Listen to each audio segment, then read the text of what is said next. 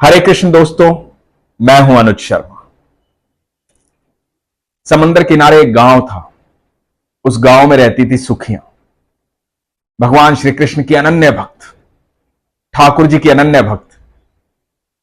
सबके घर में झाड़ू पोछा करती, चूल्हा चौका करती, सबके काम करती और सुबह शाम खुद से फूल चुन चुन कर लाती, फूलों की माला बनाती, अपने ठाकुर को फूलों की माला पहनाती। सारे काम करती कृष्ण कृष्ण कहते हुए, राधे राधे कहते हुए।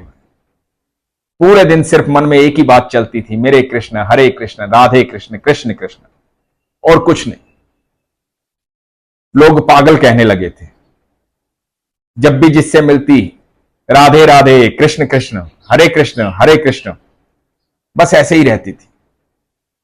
दीवानी थी इसलिए लोग पागल बोलते थे। दीवानी थी कृष्ण की, ठाकुर की, और कृष्ण भी बेहद प्यार करते थे उनसे।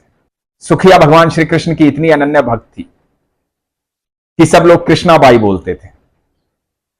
कोई भी सुखिया की जब बातें करता तो बोलते कृष्णाबाई, कृष्णाबाई फला के घर गई है, कृष्णाबाई उसके घर गई है, वहां मिलेगी कृष्णाबाई।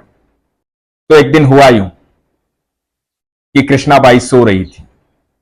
भगवान श्री कृष्ण सपने में आए। भगवान श्री कृष्ण ने कहा कि तू कल शाम से पहले यहां से चली जाना, भूचाल आने वाला है, ये सारा गांव डूब जाएगा, जलमग्न हो जाएगा, तो यहां से बाहर चली जाना। सुबह सुखिया उठी, कृष्णाबाई उठी। उठ करके उसने सबको गांव में कहा कि सुनो, भगवान ने बताया गांव डूब जाएगा आज, यहां से सब चले जाओ, ये गांव डूबने वाला है, भगवान ने बताया है। सबके घर में जा जाकर के बताया कि गांव डूबने वाला है, यहां से चले जाओ, भगवान ने मुझे बताया है। लोग तो पहले से ही पागल बोलते थे, दीवानी बोलते थे। लोगों को लगा कि लो, ये पागलपन की पराकाष्ठा है, अब ये भविष्यवाणी भी करने लगी, गांव डूब जाएगा, चले जाओ यहां से। तो सबने कहा कि कृष्णा तू ही चली जा यहां से, हम तो यहीं रहेंगे। कृष्णाबाई को तो भरोसा था, क्योंकि ठाकुर जी ने जो कहा था। एक बैलगाड़ी वाले को बुलवाया। बैलगाड़ी वाला भी भगवान श्री कृष्ण का अनन्य भक्त था। वो कृष्णाबाई की बात पर विश्वास करता था। सारा सामान लादा और बोली चल भैया, इस गांव से बाहर चलते हैं।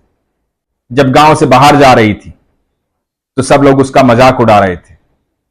सब कह रहे थे पागल हो गई है, कहां जाएगी गांव छोड़ करके, तेरी मर्जी, जा तू चली जा, हम तो यहीं रहेंगे, देखते हैं गांव डूबेगा कि नहीं डूबेगा। बड़ी आई भविष्यद्वक्ता